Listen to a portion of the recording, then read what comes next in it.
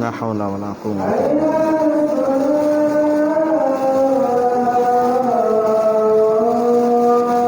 لا حول ولا قوة لا حول ولا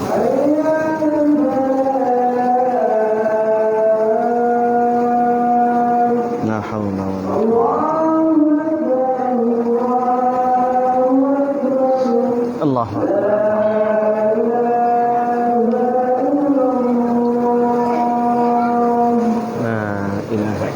اللهم صل على محمد وعلى ال محمد كما صليت على ابراهيم وعلى ال ابراهيم انك حميد مجيد اللهم بارك على محمد وعلى ال محمد اللهم رب هذه الدعوه التامه والصلاه القائمه ات محمدا الوسيله والفضيله وبارك على محمد بسم الله ان الحمد لله نحمده ونستعينه ونستغفره ونؤمن به ونتوكل عليه ونعوذ بالله من شرور أنفسنا ومن سيئات أعمالنا من يهده الله فلا مضل له ومن يضلله فلا هادي له وأشهد أن لا إله إلا الله وحده لا شريك له وأشهد أن محمدا عبد الله ورسول الله أرسل إلى الناس كافة بشيرا ونذيرا وداعيا إلى الله بإذنه وسراجا منيرا أما بعد فإن خير الحديث كتاب الله وخير الهدي هدي محمد صلى الله عليه وسلم وشر الأمور محدثاتها وكل محدثة بدعة وكل بدعة ضلالة وكل ضلالة في النار أعوذ بالله من الشيطان الرجيم بسم الله الرحمن الرحيم يا أيها الناس اتقوا ربكم الذي خلقكم من نفس واحدة وخلق منها زوجها وبث منهما رجالا كثيرا ونساء واتقوا الله الذي تساءلون به والأرحام إن الله كان عليكم رقيبا يا أيها الذين آمنوا اتقوا الله حق تقاته ولا تموتن إلا وأنتم مسلمون يا أيها الذين آمنوا اتقوا الله وقولوا قولا سديدا يصلح لكم أعمالكم ويغفر لكم ذنوبكم ومن يطع الله ورسوله فقد فاز فوزا عظيما وقال تعالى في موضع آخر بعد أعوذ بالله من الشيطان الرجيم بسم الله الرحمن الرحيم والذين يكنزون الذهب والفضة ولا ينفقونها في سبيل الله فبشرهم بعذاب أليم يوم يحمى عليها في نار جهنم فتكوى بها جباههم وجنوبهم وظهورهم هذا ما كنزتم لأنفسكم فذوقوا ما كنتم تكنزون وعن أبي هريرة رضي الله تعالى عنه قال قال رسول الله صلى الله عليه وسلم من أتاه الله مالا فلم يؤد زكاته مثل له ماله يوم القيامة شجاعا أقرع له زبيبتان يطوقه يوم القيامة ثم يأخذ بلهزمتيه يعني بشدقيه ثم يقول أنا مالك أنا كنزك ثم تلا رسول الله صلى الله عليه وسلم ولا يحسبن الذين يبخلون বিমা আতাহুমুল্লাহু মিন ফাদলিহি হুয়া খায়রাল লাহুম বাল হুয়া শাররুল লাহুম সায়ুতাওয়াকুনা মা বাখিলু বিহি ইয়াওমাল কিয়ামাহ ওয়ালিল্লাহি মিরাসুস সামাওয়াতি ওয়াল আরদ ওয়াল্লাহু বিমা তা'মালুনা খাবীর। প্রশংসা, গুণগান, সেপ্তুসানা সেই মহান আল্লাহ সুবহানাহু ওয়া তাআলার জন্য, যে মহান আল্লাহ সুবহানাহু ওয়া তাআলা শয়তানের সাথে চ্যালেঞ্জ করে তার প্রিয় বান্দাদেরকে জান্নাতে নেওয়ার জন্য একটা সুযোগ দিয়েছেন গোটা বছরে। সেই সুযোগটা আল্লাহ রাব্বুল আলামিন আপনাকে আমাকে পাওয়ার তৌফিক দান করেছেন। তিনি চাইলে এই সুযোগটা আমাদেরকে না দিতে পারতেন, এটা তার ইচ্ছা ছিল, কিন্তু আল্লাহ রাব্বুল আলামিন দয়া করে, মায়া করে আদম এবং তার যুররিয়া আদম আলাইহিস সালাতু ওয়াস সালাম ও তার সন্তানাদি তথা আমাদেরকে সৃষ্টি করেছেন আল্লাহ দয়া করে। বিদায় আল্লাহ রাব্বুল আলামিন চান না কোনো বান্দা জাহান্নামে যাক। এই জন্য আল্লাহ রাব্বুল আলামিন একটা বিশেষ সুযোগ দিয়েছেন। কত মানুষ গত বছর জীবিত ছিল, এই সুযোগটা পেয়েছিল, কিন্তু এবছর তারা আর জীবিত নাই। আপনি নিজ থেকে একটু চিন্তা করুন, আপনার প্রতিবেশী, আপনার অমুক ফুপা, অমুক খালু, অমুক আলেম জীবিত ছিল, তারা জানতো না এই রমজানটা তারা আর পাবে না। আমি আপনি বলতে পারবো না আগামী মাস, আগামী বছরের রোজা পাবো কিনা। হয়তো বা আজকে যারা আলোচনা শুনতেছি এদের মধ্যে থেকে আগামী বছর আসার আগেই কেউ ইন্তেকাল করবে।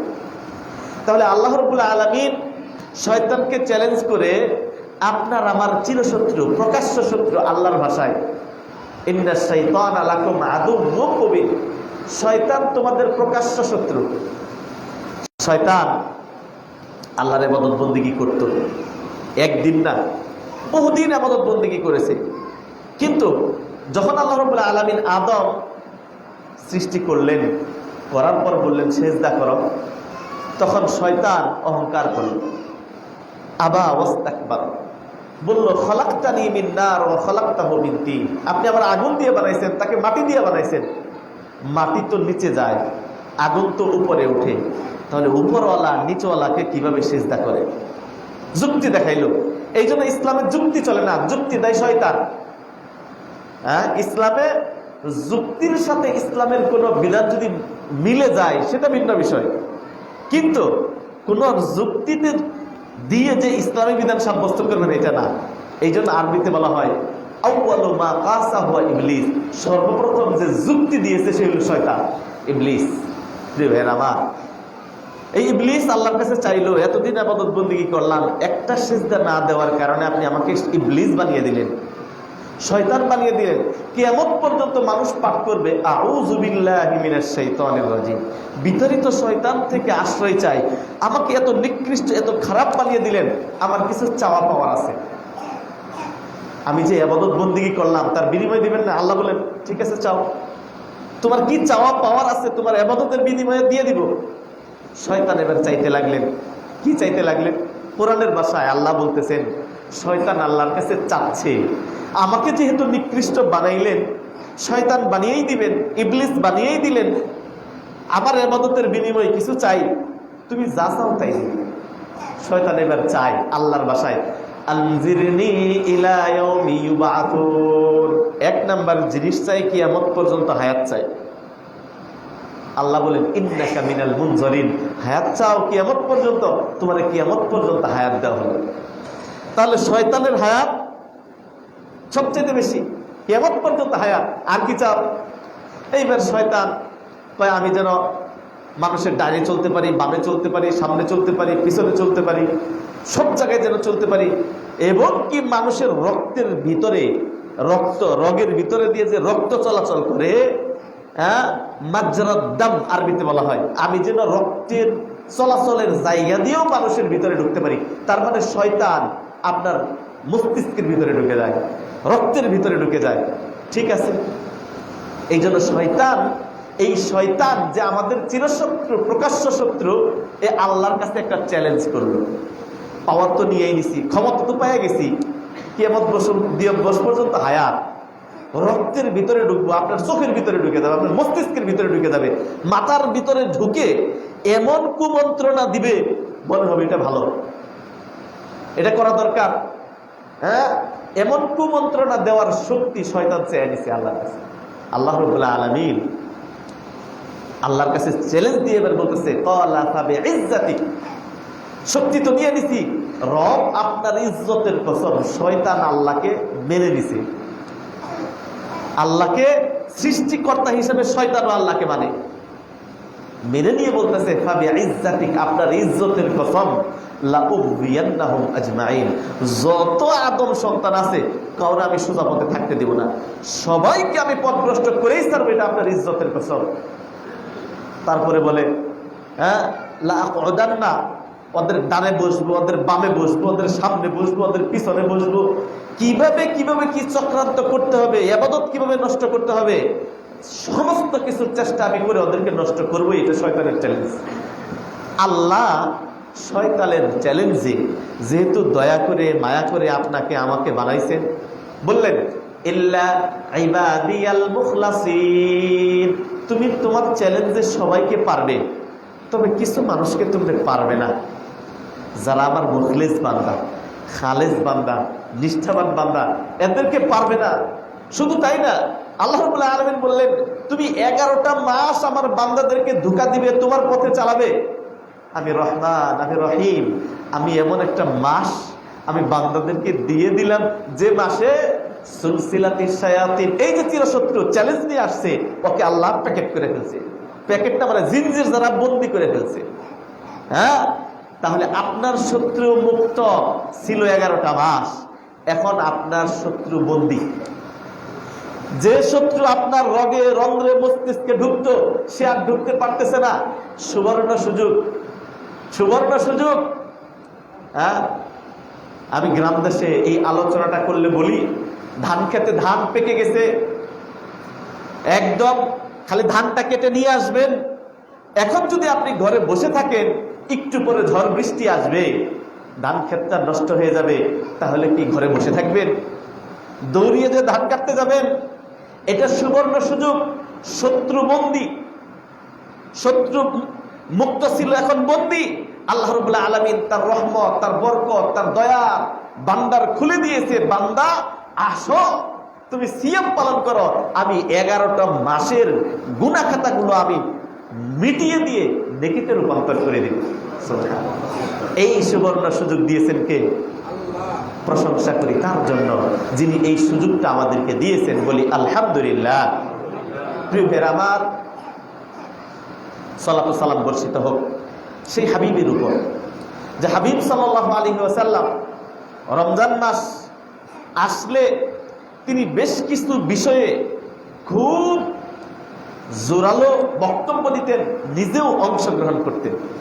সেই হাবিবের উপর আমরা সালাতু সালাম পাঠ করি। আল্লাহুম্মা সাল্লি আলা মুহাম্মদ ওয়া আলা আলি মুহাম্মদ কামা সাল্লাইতা আলা ইব্রাহিম ওয়া আলা আলি ইব্রাহিম ইন্নাকা হামিদুম মাজিদ। আল্লাহুম্মা বারিক আলা মুহাম্মদ ওয়া আলা আলি মুহাম্মদ কামা বারাকতা আলা ইব্রাহিম ওয়া আলা আলি ইব্রাহিম ইন্নাকা হামিদুম মাজিদ। প্রিয় ভাইরা আমার, আজকে আমি গুরুত্বপূর্ণ একটা ইবাদতের কথা বলবো, যে ইবাদতটা অধিকাংশ মানুষ করে না, করলেও বা পূর্ণাঙ্গ যেরকম করা দরকার ওভাবে করে না। কিছু মানুষ করে, কিছু মানুষ করে না, কিছু মানুষ যারা করে তারাও সঠিক পদ্ধতিতে করে না। নামাজ আলহামদুলিল্লাহ এখন এখন অধিকাংশ মুসলমান 5 ওয়াক্ত পড়ুক, 3 ওয়াক্ত পড়ুক, কেউ বা জুমার নামাজ পড়ুক, পড়ে। মানে অন্য ধর্মের দৃষ্টিতে যদি দেখি, আপনি হিন্দুদের 12 মাসে 13 পূজা, তাই না? খুঁজ নেন, অধিকাংশ হিন্দু তার 12 মাসে 13 পূজা করে না। খুঁজ নেন আপনি, খুব কম। বৌদ্ধদের ইবাদতের কথা বলেন, হয় না। একমাত্র মুসলিমরা, যদিও 5 ওয়াক্ত নামাজ ফরজ, না পড়লে সে কাফের। হ্যাঁ, ইবাদত বন্দিগি মানে আল্লাহকে মানার জন্য প্রত্যেকটা ধর্মের অনুসারীরা তাদের ধর্মটা পালন করে। পার্সেন্টেজ কত যদি এটা লক্ষ্য করেন, দেখবেন আলহামদুলিল্লাহ মুসলমানরা ধর্মের তাদের ধর্মের অনুসরণটা পার্সেন্টেজ আকারে বেশি করে। বলি আলহামদুলিল্লাহ।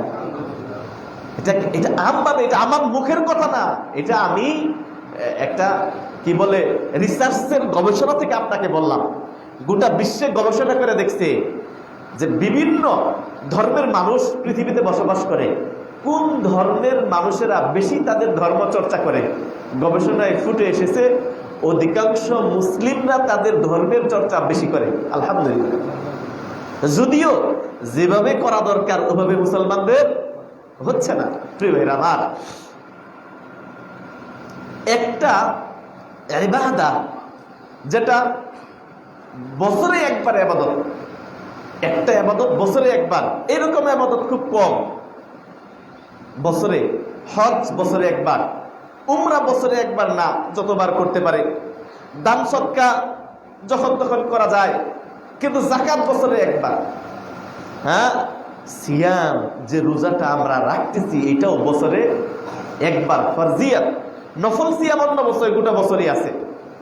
আল্লাহ রাব্বুল আলামিন যেহেতু শয়তানের সাথে চ্যালেঞ্জ করে দয়া করে এই মাসটা দিলেন, এই জন্য এই চ্যালেঞ্জ যে বাস্তবায়ন করবে, মানে আল্লাহর এই সিয়ামটা যে রাখবে, আল্লাহ রাব্বুল আলামিনের বহু ইবাদত আছে। হ্যাঁ, নামাজ, হজ, দান সদকা, পর্দা করা, মানুষকে সাহায্য করা, সহযোগিতা করা, বহু ইবাদত আছে। কোন ইবাদতকে আল্লাহ রাব্বুল আলামিন তার নিজের সাথে সম্পৃক্ততা করে নাই। কোন ইবাদত পাবেন না, কোরআন এবং হাদিস কোথাও পাবে নাই আল্লাহ বলছেন নামাজ আমার জন্য, নামাজ পড়লে আমি তোমাকে জান্নাত দিব, বলে নাই আল্লাহ। এবং নামাজ পড়লে এর সওয়াব আমি দিব, বলে নাই। হজ আমার জন্য, হজ করলে আমি তোমাকে বলে নাই। কোন ইবাদত পাবেন না যে ইবাদতটাকে আল্লাহ রাব্বুল আলামিন সরাসরি নিজের সাথে সম্পৃক্ত করেছেন, একটা মাত্র ইবাদত ব্যতীত। কারণ কি? সেটা হলো সিয়াম। লম্বা হাদিস বলছেন as-sawmu li, রোজা আমার জন্য, ওয়া আনা আজজি বিহি, এটা যেহেতু আমার জন্য এর প্রতিদান আমি নিজে দিব। সুবহানাল্লাহ। প্রিয় ভাইয়ের আমার, তাহলে অন্য ইবাদতের সওয়াব আল্লাহ নিজ হাতে ফেরেশতা লেখে। আপনি যদি কোরআন পড়েন, আলিফ লাম মিম যালিকাল কিতাবু লা রাইবা ফি, ফেরেশতারা লেখে, কাউন্ট করে, একটা হরফ লিখলো, একটা হরফ লিখলো, এরপরে আল্লাহর কাছে সাবমিট করবে। আল্লাহ এত আয়াত পড়ছে, এত সওয়াব দেন, একটা মাধ্যম হয়ে। কিন্তু রোজা আপনি পালন করলেন আল্লাহর জন্য, এই সিয়ামের নেকি ফেরেশতারা লিখতে পারে, এটা এক্সেপশনাল। এই জন্য নবী সাল্লাল্লাহু আলাইহি ওয়াসাল্লাম বলছেন আসিয়াম লা আদলা লাহু, রোজা এমন একটা ইবাদত যার কোনো উদাহরণ, দৃষ্টান্ত নাই। অন্য কোনো ইবাদতের সাথে রোজার দৃষ্টান্ত নাই। হ্যাঁ, এই জন্য রোজাদারের আনন্দ দুইটাই। একটা হলো ইনদা ফিত্রি, যখন আপনি ইফতার করবেন একটা আনন্দ লাগে, একটু পরে ইফতার করবেন, সারাদিন রোজা রেখে আল্লাহ রোজাটা কবুল করছেন, ভালো লাগে, আনন্দ লাগে। ওয়া ইনদা লিকাই রাব্বি, আরেকটা আনন্দ, এটা আমরা পাই নাই, যখন আল্লাহ রাব্বুল আলামিনের জন্য 30টা দিন রোজা রাখলাম, কিয়ামতের দিন যখন আল্লাহ সওয়াব দিবে, কত যে আনন্দ পাবো, কি দিবে আমরা কি বলতে পারবো? আমরা উদাহরণ দিয়ে বুঝতে পারি কি দিবেন, আমি ওদিকে যাব না। আজকে যাকাতের আলোচনা করবো প্রিয় ভাইয়ের আমার, শুধু উৎসাহ দেওয়ার জন্য যে আপনি যে রোজাটা রাখতেছেন, এই রোজাটা আগামী বছর পাবেন কিনা জানা নাই। এটা এমন মূল্যবান রোজা যেটা আল্লাহ নিজের সাথে সম্পৃক্ত করেছেন, এটা এত মহামূল্যবান সিয়াম যে আল্লাহ রাব্বুল আলামিন নিজ হাতে এর প্রতিদান দিবেন। আল্লাহ রাব্বুল আলামিন এই জন্য সিয়াম কবুল করেন। এই জন্য সালাফগণ এই ইবাদতের গুরুত্ব বুঝে রমজান আগমনের 5 মাস আগে দোয়া করতেন। যদিও দোয়াটা মানে নবী সাল্লাল্লাহু আলাইহি ওয়াসাল্লাম পর্যন্ত মারফু হাদিসে বর্ণিত নাই, এই জন্য এটা জয়ীফ বলা হয়, কিন্তু দোয়াগত দিক দিয়ে এটা সহিহ। দোয়া শব্দগত দিক দিয়ে সহিহ, মানে সাহাবীরা পড়েছেন, তাবিঈরা পড়েছেন, তাবি পড়েছেন, কিন্তু নবী সাল্লাল্লাহু আলাইহি ওয়াসাল্লাম থেকে প্রমাণিত না। কি দোয়া? রমজান আগমনের 5 মাস আগে সাহাবীরা দোয়া করতেন, আল্লাহুম্মা বাল্লিগনা রমাদান, আল্লাহ রমজান পর্যন্ত হায়াত দিও। তাহলে ইবাদতের গুরুত্ব কত বেশি চিন্তা করেন। আপনি যদি 6 মাস আগে একটা মেহমানের জন্য প্রস্তুতি নেন যে আল্লাহ ওই মেহমানটা যেন আমার বাড়িতে আসে। আল্লাহ ওই জিনিস, তাহলে সাহাবীরা তাবেঈরা ও রমজানকে কত মূল্যবান মনে করতেন, কত গুরুত্ব দিতেন, কত দামি ইবাদত মনে করতেন যে 5 মাস আগে থেকে দোয়া করতেন, আল্লাহুম্মা বাল্লিগনা রমাদান, আল্লাহ আমাদেরকে রমজান পাওয়ার তৌফিক দিও, রমজান না পেয়ে আল্লাহ মৃত্যু দিও না। আর রমজান যখন চলে যেত আবার 5 মাস দোয়া করতেন, আল্লাহুম্মা তাকাব্বাল সিয়ামানা ওয়া কিয়ামানা, আল্লাহ আমাদের সিয়াম রোজাকে কবুল করো। কারণ কি, এটা এমন একটা ইবাদত যে ইবাদতের সম পর্যায়ের ইবাদত আর কোন ইবাদত পৃথিবীতে নাই। এটা ইবাদত আল্লাহর জন্য, এই ইবাদতের সওয়াব আল্লাহ দিবে, এর চাইতে বড়, এর সমপরিমাণ ইবাদত আর পৃথিবীতে নাই।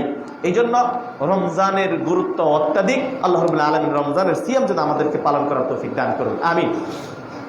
প্রিয় ভাইরা আমার, আল্লাহ নবী সাল্লাল্লাহু আলাইহি ওয়াসাল্লাম রমজানে অনেকগুলো ইবাদত করতেন। এই জন্য 3টা ইবাদতে আপনার জীবনের সমস্ত গুনাহ মাফ। ওই যে শয়তানের সাথে চ্যালেঞ্জ করে আসছে, আল্লাহ নবী সাল্লাল্লাহু আলাইহি ওয়াসাল্লাম বলেন, মান সামা রমাদানা, যে ব্যক্তি রমজানের সিয়াম পালন করলো ঈমানান ওয়া ইহতিসাবান, ঈমানের সহিত সওয়াবের আশায়, গুফিরা লাহু মা তাকাদ্দামা মিন যামবি, তার জীবনের পূর্বের সমস্ত গুনাহ আল্লাহ মাফ করে দিবেন। শয়তান ধোঁকা দিছ, হাওয়া নাই, তুমি যতই ধোঁকা দাও, শিরক ব্যতীত যত ইবাদত করবে, আমার বান্দা যদি রমজানের ঈমানের সহিত সওয়াবের আশায় যদি রোজা রাখে, আমি তার মাফ করে দিলাম। এত সুযোগ আর কোথায় পাবে? আবার বলছেন, ওমান কামা রমাদানা, যে ব্যক্তি রমজানের কিয়াম করলো, কিয়াম মানে তারাবির সালাত করলো, তাহাজ্জুদ পড়লো, কিয়াম করলো, তারাবির সালাত করলো, আমি ঈমানের সহিত সওয়াবের আশায় আমি তাওকেও মাফ করে দেব। আবার বলছে, ওমান কামা লাইলাতুল কদরি, শেষ দশকে লাইলাতুল কদর যে ব্যক্তি জাগরণ করলো, অনশন করলো, আমি তাকেও সমস্ত গুনাহ মাফ করে দেব। তাহলে 3টা মাফের ইবাদত আপনি পাচ্ছেন, এটা অন্য কোনো বছরে পাবেন না, অন্য পাবেন না। আল্লাহ কত সুযোগ দিয়ে রাখছেন। তোর মধ্যে আরেকটা সুযোগ, উসমান রাদিয়াল্লাহু তাআলা আনহু শাসন আমলে এই রমজানকে যাকাতের মাস হিসেবে উল্লেখ করেছেন। উসমান রাদিয়াল্লাহু তাআলা আনহু তিনি গভর্নরদের কাছে চিঠি লিখে পাঠাতেন, হাযা শাহরুজ যাকাত, রমজান হলো যাকাতের মাস, যাকাতের মাস, যাকাত দিবে। এই জন্য সালাফগণ থেকে দেখেন, এই রমজানের গুরুত্ব দেওয়ার জন্য তারা তাদের নিজেদের কাজকর্ম অধিকাংশ, যদিও আরবি মাসের শুরু মাস কোনটা, মুহররম, তাই না? তাহলে শুরু মাসের প্রতি খেয়াল করে না মানুষ। বিয়ে শাদী, ব্যবসা বাণিজ্য, বাড়ির কাজ ধরা, বলে রোজার পরে শুরু করবে। মানে তাদের অধিকাংশ কাজ রোজা কেন্দ্রিক ছিল, যে রোজার পরে আমি এই কাজটা করব, রোজার পরে বিয়ে শাদীর ব্যবস্থা করব, রোজার পরে এই বাণিজ্যটা করব। মানে রোজা কেন্দ্রিক অনেক ইবাদত বন্দেগী করতেন, কারণ রোজাটাকে গুরুত্ব দেওয়ার জন্য। উসমান রাদিয়াল্লাহু তাআলা আনহু এই জন্য রোজার সাথে কোরআনের সম্পর্ক। কোরআন যদি না পড়েন, কোরআন আল্লাহ নবী সাল্লাল্লাহু আলাইহি ওয়াসাল্লামকে গোটা বছর জিবরিল আমিন একবার কোরআন শোনাইতেন, আর রোজা আসলে 2 খতম কোরআন জিবরিল আমিন নবীকে পড়ে শোনাতেন, 2 খতম। আর যদি আপনি অন্যান্য ইমামদের দিকে তাকান, অন্য কোন ইবাদত বলতে কি ইমাম আবু করতেন না, শুধুমাত্র কোরআন তেলাওয়াত করতেন, কোরআন তেলাওয়াত করতেন। এটা কোরআনের মাস, শাহরু রমাদানাল্লাযী উনজিলা ফীহিল কোরআন। রমজান এমন একটা মাস যে মাসে কোরআন অবতীর্ণ করা হয়েছে। প্রিয় ভাইরা আমার, রমজান এমন একটা মাস, কোরআনে অন্য কোন মাসের নাম নেওয়া হয় নাই, একটা মাত্র মাসের নাম নেওয়া হয়েছে, সেটা হলো রমজান। আল্লাহ রাব্বুল আলামিন রমজানের গুরুত্ব বুঝে এর উপরে ইবাদত বন্দেগী করার তৌফিক দান করুন, আমিন। প্রিয় ভাইরা আমার, আজকে যে আয়াতটা তেলাওয়াত করেছি, যাকাতের বিষয়ে কথা বলা। আমাদের অধিকাংশ মানুষ আলহামদুলিল্লাহ, কেউ বা হজ করি, কেউ বা দান সদকা করি, কেউ বা সালাত আদায় করি, কিন্তু যাকাতের যেভাবে দেওয়া দরকার, যেভাবে যাকাত একটা ইবাদত। আপনি রমজানের রোজা যে আল্লাহ ফরজ করেছেন, আল্লাহ নামাজ ফরজ করেছেন, ওই আল্লাহ রাব্বুল আলামিন যাকাত ফরজ করেছেন। যত জায়গায় কোরআনের আকিমুস সালাহ পাবেন, আকিমুস সালাহ, নামাজ প্রতিষ্ঠা করো, নামাজ পড়ো, এই শব্দের সাথে সাথে পাবেন কি আতুজ যাকাত, নামাজের সাথেই পাবেন যাকাত। এই জন্য মুআয ইবনে জাবালকে আল্লাহর নবী সাল্লাল্লাহু আলাইহি সাল্লাম মদিনা থেকে যখন ইয়ামানে পাঠায়, সর্বপ্রথম তাকে কয়েকটা মূলনীতি বলে, তুমি যাচ্ছ এমন একটা জাতির কাছে, অধিকাংশই তারা ইহুদি, অমুসলিম, তারা মুসলিম না। সুতরাং তাদের মাঝে যে সর্বপ্রথম যে দাওয়াত দিবে, কিসের দাওয়াত? ইলা শাহাদাতি আল্লাহ ইলাহা ইল্লাল্লাহ, লা ইলাহা ইল্লাল্লাহ দাওয়াত। ফাইনহুম আতাউ লিযালিক, তারা যদি লা ইলাহা ইল্লাল্লাহ মেনে নেয়, দ্বিতীয় কাজ কি? মানে কোন ব্যক্তি মুসলমান হওয়ার জন্য সর্বপ্রথম কি পাঠ করতে হবে? আশহাদু আল্লা ইলাহা ইল্লাল্লাহ ওয়া আশহাদু আন্না মুহাম্মাদান। এরপরে তার কি কাজ? এরপরে তার হলো সালাত। দ্বিতীয় জাতের কাজ সালাত। সালাত যদি মেনে নেয়, আলিমুম আন্নাল্লাহ হাফতারাদা আলাইহিম খামসা সালাওয়াতিন ফি কুল্লি ইয়াউমিন ওয়া লাইলা, দিন ও রাতে 24 ঘন্টায় 5 ওয়াক্ত নামাজ তার উপর ফরজ করেছে, দ্বিতীয় এই দাওয়াত দিবি। 3 নাম্বার কি? ফাইনহুম আতাউ লিযালিক, এটা যদি মেনে নেয়, 3 নাম্বার কাজ হলো তাদের সম্পদ থেকে যাকাত গ্রহণ করবে। 3 নাম্বার ইবাদত। তাহলে প্রথম ইবাদত, দ্বিতীয়, তৃতীয় নাম্বার ইবাদত হলো সম্পদের যাকাত দেওয়া। আলহামদুলিল্লাহ, জিকির আজগারে আমরা আছি, কোরআন তেলাওয়াতও যতটুকু করি, নামাজও পড়ি, কিন্তু যাকাতের বেলায় অধিকাংশ মানুষ ফরজ ইবাদতের ক্ষেত্রে আমরা পিছিয়ে, হিসাব করি না, বখিলাতি করি। অথচ যাকাত সম্পদের যদি না দেই, এই হারাম, আমার হালাল সম্পদগুলো হারাম হয়ে যাবে। আপনার 10 কোটি টাকার ব্যবসা আছে, 10 কোটি টাকার যাকাত না দেওয়ার কারণে আপনার হালাল সম্পদটা কি হয়ে গেল? হারামের সাথে মিশ্রিত হয়ে গেল। হারামের সাথে মিশ্রিত সম্পদ খেয়ে যদি আপনি কোরআন তেলাওয়াত করেন, রোজা রাখেন, যাকাত দেন, হজ করেন, কাজ হবে? কাজ হবে না। এই জন্য সম্পদকে পুত পবিত্র করার জন্য আপনাকে যাকাত দিতে হবে। যে আল্লাহ নামাজ ফরজ করেছেন, ওই আল্লাহ যাকাতের কথা বলেছেন, আকিমুস সালাহ ওয়া আতুজ যাকাত, ইউকিমুস সালাহ ওয়া ইউতুজ যাকাত, আকিমিস সালাহ ওয়া আতিজ যাকাত। বিভিন্ন শব্দের পরিবর্তনে শুধুমাত্র কোরআনুল কারীমে 100-এরও অধিকবার বলেছেন তারা যেন নামাজ পড়ে, তারা যেন যাকাত দেয়। তুমি নামাজ পড়ো, যাকাত দাও, তারা যেন, বিভিন্ন শব্দের পরিবর্তনে 100-এরও অধিকবার শুধু নামাজ আর যাকাতের কথা বলেছে। এর সাথে হজের বিষয়টা মানে না, উমরার বিষয়টা মানেন নাই, অন্য কথা না। তাহলে যাকাতের এত গুরুত্ব কেন? কি কারণে যাকাতের এত গুরুত্ব? একটা বৈষম্যহীন সমাজ নির্মাণের জন্য। ইসলাম কখনো বলে না একজন থাকবে 5 তলায়, একজন থাকবে গাছতলায়। ইসলাম এটা বলে না। ইসলাম আপনার সম্পদের উপর অন্যের হক রেখেছে, কারণ একটা সুন্দর সমাজ চায়। গরিব গরিবের অবস্থা থেকে চলবে।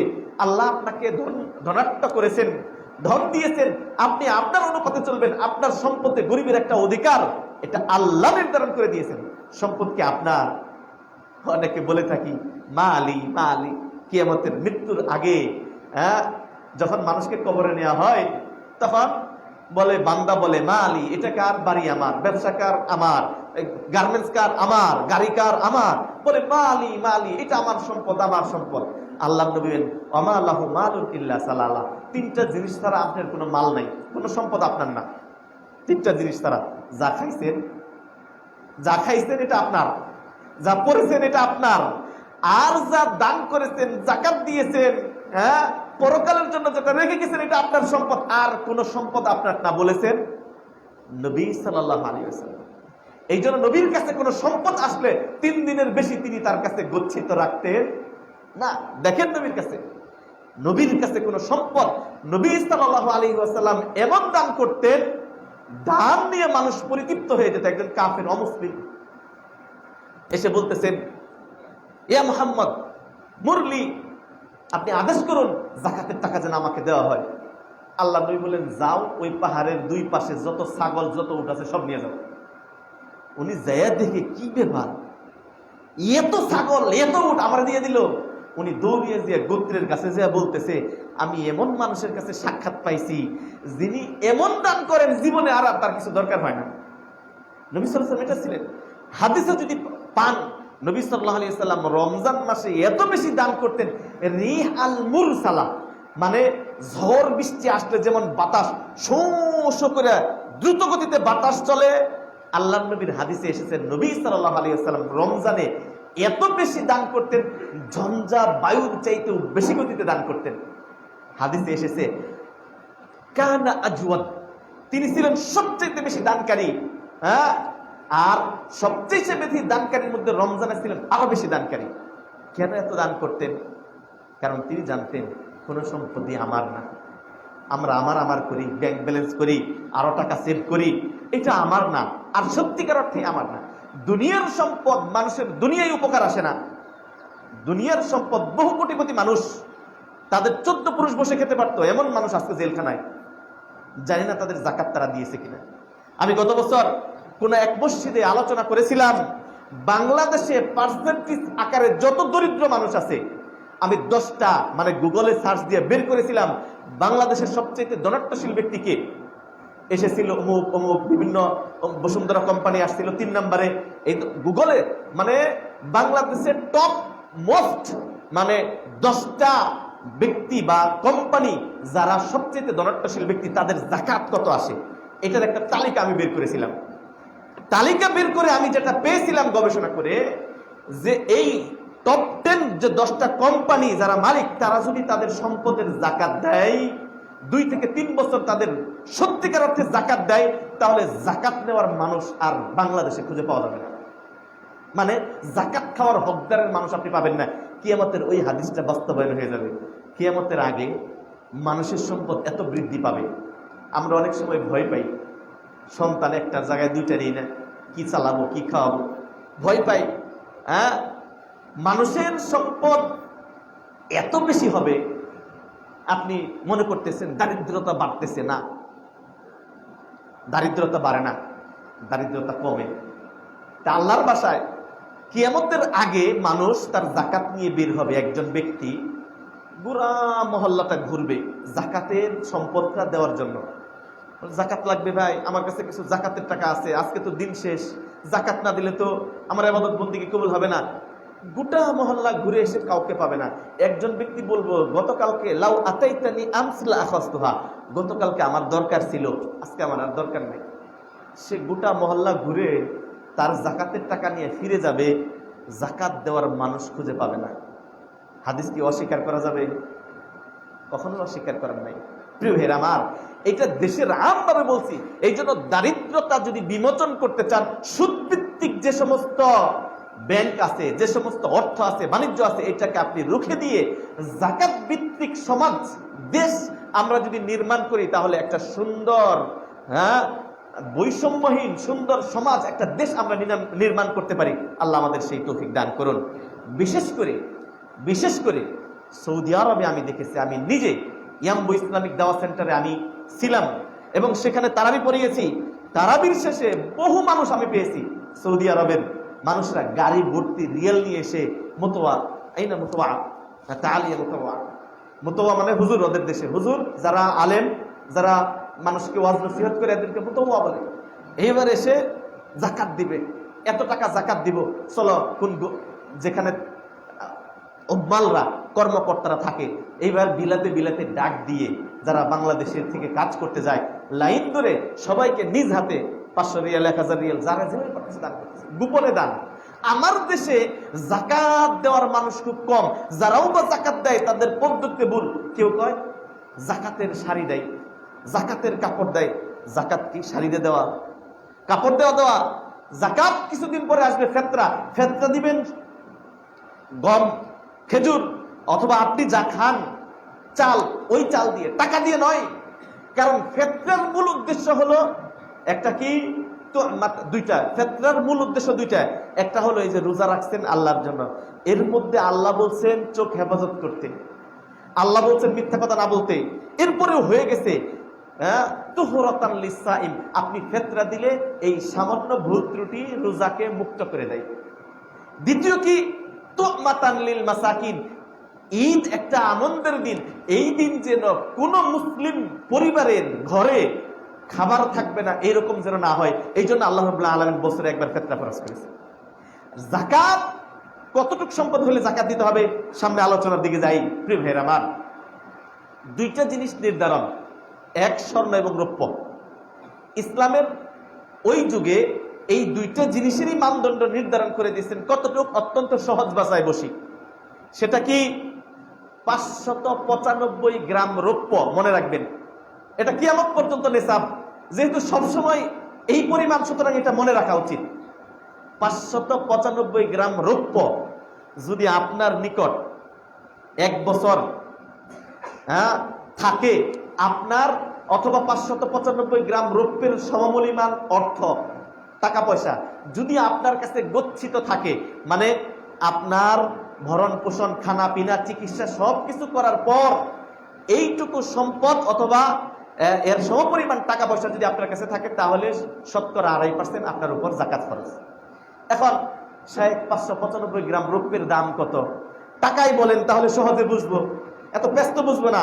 আর স্বর্ণের হিসেবে যদি যান, 85 গ্রাম স্বর্ণ, 85 গ্রাম স্বর্ণ অথবা এই স্বর্ণের সমপরিমাণ মূল্য আপনার কাছে যদি 1 বছর গচ্ছিত থাকে, তাহলে তার উপর 2.5% যাকাত ফরজ। 85 গ্রাম স্বর্ণের দাম কত? অথবা 595 গ্রাম রৌপ্যের দাম কত? আমি খুতবা দেওয়ার আগে বাজুজ বলে, মানে বাংলাদেশ জুয়েলারি অ্যাসোসিয়েট, মানে এদের একটা সংঘ আছে, এখানে সার্চ দিয়ে দেখলাম 22 ক্যারেটের একটা দাম, 21 ক্যারেটের একটা দাম, মানে ক্যারেট অনুপাতে একক দাম। তো সর্বোচ্চ 22 বা 24 ক্যারেটের যে স্বাভাবিক যে দাম আমি দেখলাম 12,935, অর্থাৎ 13,000 অথবা 12,000, কোনটা আছে 10,000 ক্যারেটের তারতম্যের দাম। আপনি যদি 10,000 টাকাও মূল্য ধরেন মিনিমাম, মানে মধ্যম 20 অথবা 22-21 ক্যারেটের দাম ধরেন, তাহলেও এই 85 গ্রাম দিয়ে 10,000 করেন, গুণ করেন, যতটুকু টাকা হয় এই পরিমাণ টাকা যদি আপনার কাছে 1 বছর থাকে, তাহলে আপনার উপর যাকাত ফরজ। আর যদি রৌপ্যের পরিমাণ ধরেন, তাহলে রৌপ্যের দাম অনেক কম, অনেক কম। রৌপ্যের পরিমাণ ধরলে 1 লাখ থেকে 1,30,000, গত বছর হিসাবটা ছিল আমার এখনো মনে আছে 60,000 বা 70,000। এই বছর রৌপ্যের দামটা বেড়ে যাওয়াতে হয়ে গেছে 1,30,000 টাকা। যদি আপনার কাছে 1 বছর পরিপূর্ণরূপে থাকে, আপনার উপর 2,500 টাকা, 2.5% যাকাত ফরজ। এটা আল্লাহ করেছেন, এটা আল্লাহর বিধান। যে আল্লাহ নামাজ দিয়েছেন, যে আল্লাহ সিয়াম দিয়েছেন, যে আল্লাহ যাবতীয় ইবাদত দিয়েছেন, সেই আল্লাহ যাকাতের। সুতরাং যাকাতকে অস্বীকার, মানে অবহেলা করবেন, দিবেন না, বা দিতে যে বখিলাতি করবেন, প্রিয় ভাইরা, আপনি বারাকা পাবেন না। বরং যাকাত যদি না দেন, আপনার কি শাস্তি? একটা হাদিস শোনাই। আল্লাহ নবী সাল্লাল্লাহু আলাইহি ওয়াসাল্লাম বলেছেন, মালিন সাহিবি মালিন, কোন সম্পদের মালিক, নেসাব পরিমাণ সম্পদের মালিক, মানে এই যে নেসাবটা উল্লেখ করলাম, এটার যদি মালিক হয় আর যদি যাকাত না দেয়, মুহতিরা লাহু শুজাউল আকরা, আপনার রেখে যাওয়া এই সম্পত্তিকে, এই ব্যাংক ব্যালেন্সকে, এই ফ্যাক্টরিকে, এই টাকা পয়সা ধন দৌলতকে, এই গাড়ি বাড়িকে আল্লাহ রাব্বুল আলামিন সাপে রূপান্তরিত করবেন। কোন সাপ? লাহু জাবিবাতা, যে সাপের বয়স হয়ে যায়, তার মাথায় একটা টাক পড়ে, টাক বিশিষ্ট বিষধর সাপ, আপনার সম্পদকে বিষধর সাপে রূপান্তরিত করা হবে। আল্লাহু আকবার। এই সাপ আপনার গলায় পেঁচিয়ে দেওয়া হবে, আর সাপ আপনার কপালে, আপনার গালে, আপনার পিছনে বিষাক্ত সাপ সুবল দিবে। আর সাপ, যে সাপটা আপনার সম্পদ, আপনার ক্রেডিট কার্ডের ব্যালেন্স, আপনার ভিসা কার্ডের ব্যালেন্স, আপনার সেই ব্যাংকে জমাকৃত ব্যালেন্স, যেটার যাকাত আপনি দেন নাই, আপনার ওই ফ্যাক্টরির ব্যালেন্স, যে ফ্যাক্টরির যাকাত আপনি দেন নাই, ওই গাড়ির, এইটাকে আপনার সাপে রূপান্তরিত করা হবে। এই সাপ আপনাকে কামড়াবে, বলবে, আমি তোমার গচ্ছিত সম্পদ, আনা মালুকা আনা কানজুকা, আমি তোমার সম্পদ, আমি তোমার গচ্ছিত সম্পদ। আজকে আল্লাহ আমাকে এটা বানিয়েছেন কারণ তুমি আদায় করে নাই। প্রিয় ভাইরা আমার, এই জন্য ধনাট্যশীল ব্যক্তিদেরকে বলবো, আপনারা দান করেন, কিন্তু এটা হলো ফরজ দান। একটা হলো সাধারণ দান, এটা হলো ফরজ দান, এটা আপনাকে করতেই হবে। বরং যে গরিব নেই আপনার কাছ থেকে, তাকে একটা থ্যাঙ্কস দেওয়া দরকার, এটা সালাম দিতেন, ধন্যবাদ দেওয়া দরকার। কেন? সে যদি যাকাতের টাকা না নেয়, তাহলে বিপদ কার? আপনার। যাকাতের টাকা নিয়ে আপনাকে দায়মুক্ত করলো, আপনার সম্পদকে পবিত্র করলো, এই জন্য তাকে ধন্যবাদ। তুমি আমাদের দোয়া তার জন্য করা, তাকে যাকাতের টাকা দেন এবং তাকে ধন্যবাদ দেন, দোয়া করেন যে আল্লাহ তোমার ভালো করুন, আল্লাহ তোমার কল্যাণ করুন। হ্যাঁ, তুমি আমাকে ফরজ একটা ইবাদত করার সুযোগ করে দিয়েছো। কিন্তু আমরা উল্টা, যাকাত দিব, লাইন ধরে সারি, এইবার ওই সারি নিতে যে মানুষ মারা যায়। হয় না দেশ? হাই সোনার বাংলাদেশ। হ্যাঁ, যাকাত দিবেন আপনি গোপনে, যে দিয়ে আসবেন কেউ জানবে না। প্রিয় ভাইয়ের আমার, যদি না দেই ভয়ঙ্কর। শুধু তাই না, আল্লাহ রাব্বুল আলামিন কিয়ামতের দিন যারা যাকাত না দিবে, বখিলাতি করবে, জান্নাত এবং জাহান্নামের ফয়সালা তো পরে হয়, আগে মানুষ গোটা দুনিয়ার হাসরে উপস্থিত হবে, তাই না? হাসরে মানুষের হিসাব কিতাব হবে। এই হিসাব কিতাব নেওয়ার সময় তার শাস্তি, তারপরে ফায়ুরা সাবিলুহু ইম্মা ইলাল জান্নাহ ওয়া ইম্মা ইলান নার। এই যে শাস্তির কথা বললাম, সাপ হয়ে কামড়াবে, এটা কখন? হাসরের মাঠে। হাসরের মাঠ একটা, হাসরের মাঠের পরে ফায়সালা হয়ে হয়তো আপনি জান্নাতে যাবেন, না হইলে জান্নাতে। হাসরের মাঠে আপনাকে শাস্তি দেওয়া হবে। অন্য কোনো ইবাদত না করার কারণে শাস্তি হাসরের মাঠে হয় না। আপনি নামাজ পড়েন না, শাস্তি কি হাসরের মাঠে হবে? না। শেষে হয়তো জাহান্নামে যাবেন আপনি নামাজ না পড়ার কারণে, হজ না করার কারণে। কিন্তু হাসরের মাঠে একটা ইবাদত না করার কারণে হাসরের মাঠে শাস্তি হবে। সব মানুষ উপস্থিত, এবার আপনার সম্পদ কামড়াবে হাসরের মাঠে। ফায়ুরা সাবিলুহু ইম্মা ইলাল জান্নাহ ওয়া ইম্মা ইলান নার। তারপরে হিসাব কিতাব। মানে বিষয়টা হলো, আপনি অপরাধ করছেন, পুলিশ আপনাদের ধরতে এসে আগে কয়টা মারবে, তারপরে না কোর্টে, তারপরে হলো বিচার, তারপরে তুমি কয় মাস জেল থাকবে না জানে। মানে মাইকটা হলো গাড়িতেই, আমাদের দেশে যেটা হয়। কিন্তু আসলে মাইকটা তো তখন দেওয়ার কথা না। যাকাত না দেওয়ার কারণে তার শাস্তিটা হাসরের ময়দানে, ভালো করে বুঝবেন। মানে আপনার হিসাব হয় নাই, আপনার অপরাধ হয়েছে কি হয় না এটা তো পরে তদন্ত করে বিচারের সাপেক্ষে আপনার শাস্তি। যাকাত না দেওয়ার কারণে হাসরের ময়দানে যখন সব মানুষ উপস্থিত, তখন আপনার শাস্তি শুরু, এরপরে আল্লাহর শাস্তি। এই জন্য যাকাত দেওয়া। যাকাত কাকে দিবেন? সূরা তাওবার 60 নম্বর আয়াত পড়বেন, সময় শেষ, আমি আলোচনা। 60 নম্বর আয়াত পড়বেন। এখানে আল্লাহ রাব্বুল আলামিন কাকে কাকে যাকাত দিবেন এটা তিনি বলে দিয়েছেন। 8 শ্রেণীর মানুষকে যাকাত দিতে পারবেন। ইন্নামাস সাদাকাতু লিল ফুকারাই ওয়াল মাসাকিন ওয়াল আমিলিনা আলাইহা ওয়াল মুআল্লাফাতি কুলুবুহুম ওয়া ফির রিকাব ওয়াল গারিবিন ওয়া ফি সাবিলিল্লাহ ওয়া ইবনিস সাবিল। কয় শ্রেণীর মানুষ? 8 শ্রেণীর মানুষ। এটা একটু ব্যাখ্যা করা দরকার ছিল। যাকাত যে আল্লাহ ফরজ করেছেন, ওই আল্লাহ যাকাত কাকে দিবেন এটাও ফরজ করেছেন। জানে তারে যাকাত দেওয়া যাবে না। এই 8 শ্রেণীর বাইরে যাকাত দেওয়া যাবে না। অনেকে যাকাতের টাকা দিয়ে মসজিদ বানান, চলবে? চলবে না। যাকাত কাকে দিবেন, কারে হয়? এই সূরা তাওবার 60 নম্বর আয়াত পড়ে নেবেন। প্রিয় ভাইরা আমার, অনেকে অনেক প্রশ্ন করে, দুই একটা প্রশ্ন করে। স্বামী তার স্ত্রীকে কি যাকাত দিতে পারবে? একজন ব্যক্তি প্রশ্ন করলে এখানে আসার সময়, স্ত্রী তার স্বামীকে যাকাত দিতে পারবে? এটাও না করলেন, আগেরটাও না করলেন, এটাও না করলেন। স্ত্রী যদি ধনাঢ্যশীল হয়, তাহলে তার স্বামী যদি যাকাত খাওয়ার হকদার হয়, মানে সূরা তাওবার 60 নম্বর আয়াতে যে 8টা শ্রেণীর উল্লেখ করেছেন আল্লাহ, এদের অন্তর্ভুক্ত হয়, তাহলে স্ত্রী তার স্বামীকে যাকাত দিতে পারবে। দলিল আপনারা যে না করলেন, তার দলিল কি? প্রখ্যাত সাহাবী আব্দুল্লাহ ইবনে মাসউদ রাদিয়াল্লাহু তাআলা আনহু, তার স্ত্রী ধনী, আব্দুল্লাহ ইবনে মাসউদ গরীব, অসহায়। তো স্ত্রী যেহেতু যাকাত ফরজ, এটা আরব কালচার, আমাদের দেশে নাই। আরব দেশে স্ত্রীর ব্যবসা বাণিজ্য আলাদা, খরচ, সংসার চালানোর জন্য যা কিছু লাগে, তার কাপড় চোপড় সব আপনার কাছ থেকে নেবে, কিন্তু তার ব্যবসা আলাদা, ওইটা আপনার হক নেই। এটাই সিস্টেম। হ্যাঁ, এখন স্ত্রী ধনী হয়ে গেছে ব্যবসা বাণিজ্যে, কারণ স্ত্রীর যে খরচ আদি, ভরণ পোষণ, কাপড় আদি, এটা তো আপনার উপর ওয়াজিব, এই জন্য আপনি তাকে যাকাত দিতে পারবেন না। কিন্তু স্ত্রী আপনাকে দিবে, আপনি স্ত্রীর উপর এটা ওয়াজিব না। স্ত্রী আপনার কাছ থেকে নিবে, এটা আপনার ওয়াজিব। ঘটনাক্রমে স্ত্রী ধনী হয়ে গেছে। নবী সাল্লাল্লাহু আলাইহি ওয়াসাল্লামের স্ত্রী ধনী ছিলেন না, খাদিজাতুল কুবরা ব্যবসা করতেন, বাণিজ্য করতেন, ধনী ছিলেন। আব্দুল্লাহ ইবনে মাসউদের স্ত্রী ধনী। আব্দুল্লাহ মাসউদ যেহেতু মাসআলা জানে, বলতেছে তুমি তো ধনী, আমি তো অসহায়, তো তোমার যাকাতটা আমারে দাও, আমি একটু ঋণ টিন আছে যেগুলা সুদ করি। আব্দুল্লাহ মাসউদের স্ত্রী মনে করতেছে, আমার স্বামীকে আমি যাকাত দেবো, এটা কি যাকাত হয়? বলছেন না, নবীর কাছে জিজ্ঞেস করবো তারপর। নবীর কাছে তিনি যে জিজ্ঞেস করেন, নবী সাল্লাল্লাহু আলাইহি ওয়াসাল্লাম বলেন, হ্যাঁ আন্নাহু ওয়ালাদুহু আহাক্কু মান তাসাদ্দাকা বিহি আলাইহি, হ্যাঁ আব্দুল্লাহ ইবনে মাসউদ যেটা বলেছেন এটাই সত্য। হ্যাঁ, তোমার স্বামী, তার সন্তান, তারাই অধিক উপযুক্ত হলো তোমার জাকাতে। এই জন্য জাকাতটাকে দিবেন নিজের আত্মীয় স্বজনের মধ্যে যারা অধিক গরিব হকটা, তাদেরকে দিলে ডাবল সওয়াব, দিলে ডাবল সওয়াব। একটা কি আজরুল কারাবাহ, মানে আপনার আত্মীয় আপনি যদি কিছু টাকা দেন, আপনার উপর একটু রাগ থাকলে, অভিমান থাকলে, যখন আপনি গোপনে কিছু টাকা দিবেন কেউ জানবে না, একটু হলেও খুশি হবে।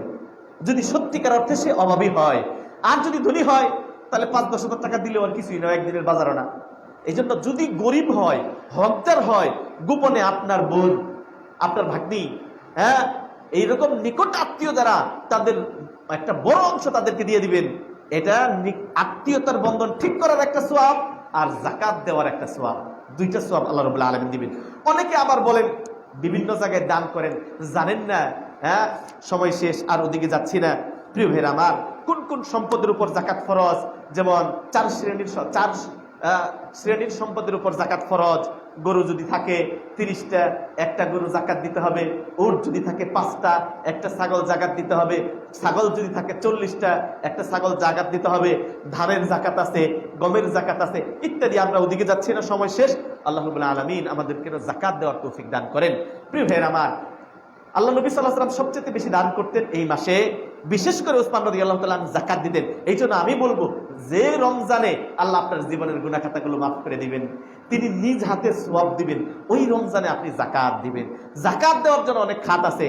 আমিও আপনাদের কাছ থেকে বিভিন্ন সময় দান সদকা নিয়েছি, ছোট্ট একটা প্রতিষ্ঠান করেছি।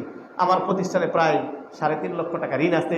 এখানকার বহু মানুষ অনেকে ফ্যান দিয়েছেন, আরো কয়েকটা ফ্যান দরকার, যদি দিতে চান। অনেকে ওয়াদা করেছিলেন, কেউ দিয়েছেন, কেউ দেন নাই। এখানেও দিতে পারেন, আল্লাহ কবুল করেন। বিশেষ করে যারা ইমাম মুয়াজ্জিন তারাবি পড়াচ্ছেন, তাদের প্রতি একটু খেয়াল রাখবেন। অসহায়, আজকে সমাজের অধিকাংশ আলেম, মুয়াজ্জিন, ইমামতি যারা করে তারা অসহায়। কিন্তু সৌদি আরবে ভিন্ন, সৌদি আরবে ভিন্ন। বহু আলেম দেখেছি আমি সৌদি আরবে, বহু আলেম, কারণ তাদের বেতন হয় সরকারি। যে যত বেশি শরিয়ার জ্ঞানে পাণ্ডিত্য অর্জন করে, সে তত বড় সরকারি অফিসার।